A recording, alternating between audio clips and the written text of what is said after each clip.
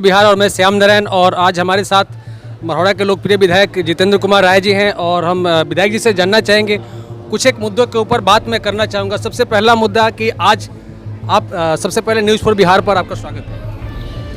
नमस्कार, आपका भी इस मरौड़ा के धरती पर आकर ये जानकारी ले रहे हैं, इसके लिए आपको भी मैं अपनी तरफ से धन्यवाद। जी धन्यवाद।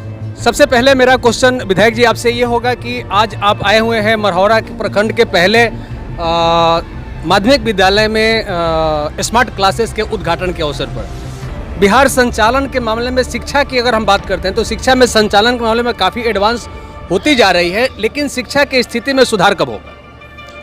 देखिए, पहला बात तो जो आप बताएं, शायद जानकारी में थोड़ा सा त्रुटि है आपका। ये मरौड़ा प्रखंड के या मरौड़ा विधानसभा के जो अभी हाल में जो हाई स्कूल बनाया गया है उसमें पहला स्मार्ट क्लासेस जी ऑलरेडी मरौड़ा में पहले से 16 स्मार्ट क्लासेस चल रहे हैं। मैं हाई स्कूल के स्मार्ट क्लासेस की बात हाई स्कूल का मैं बताना चाहता हूँ। अब विषय ये है कि शिक्षा व्यवस्था का, तो आप भी देख रहे हैं जो जिस तरह से हमारे जो छोटे छोटे बच्चे या गांव जवार के लोग लगातार ये प्रयास करते थे कि हमारे घर में भी शिक्षा है।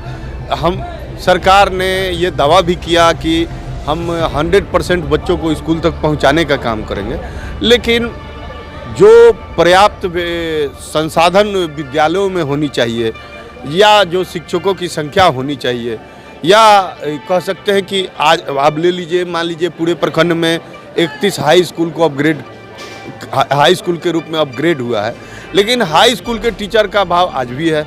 तो इसके लिए सरकार को वैकेंसी निकालनी चाहिए थी, तमाम लोगों को इसमें रखना चाहिए था, और जो हाई स्कूल की समुचित व्यवस्थाएं हैं उसको भी पूर्ण करना चाहिए था।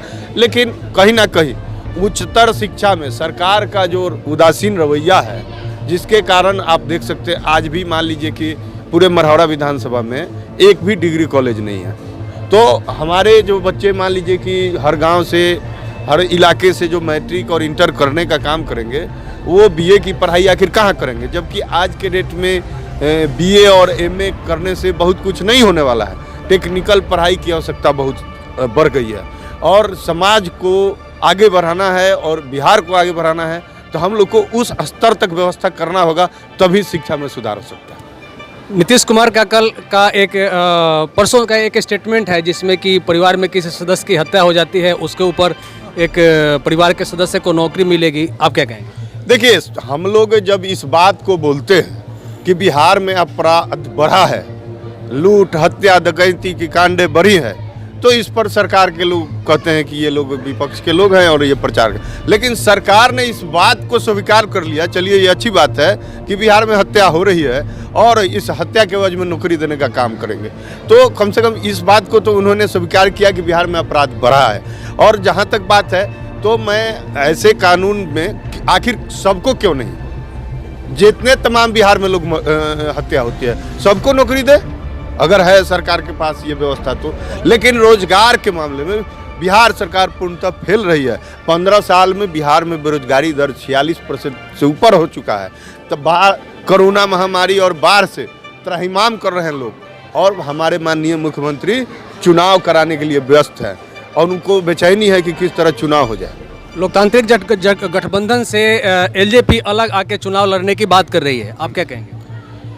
अगर ऐसा होता है तो हम लोग उनका स्वागत करते हैं। चिराग जी अगर महागठबंधन में आना चाहेंगे तो हम निश्चित रूप से महागठबंधन स्वागत। आपके एक बात में मैं देख रहा था कि स्टेटमेंट में देख रहा था कि आप बता रहे थे कि हम अगर सरकार बनाते हैं तो क्या आरजेडी के नेताओं को अभी भी संदेह है कि सरकार नहीं बना सकते?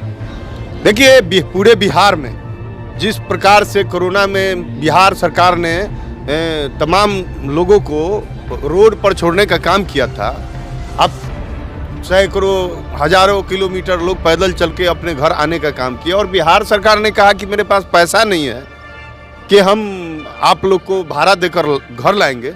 और आज कई प्रकार की योजना का जो घोषणा हो रहा है, तो इसके लिए कहाँ से पैसा आ रहा है?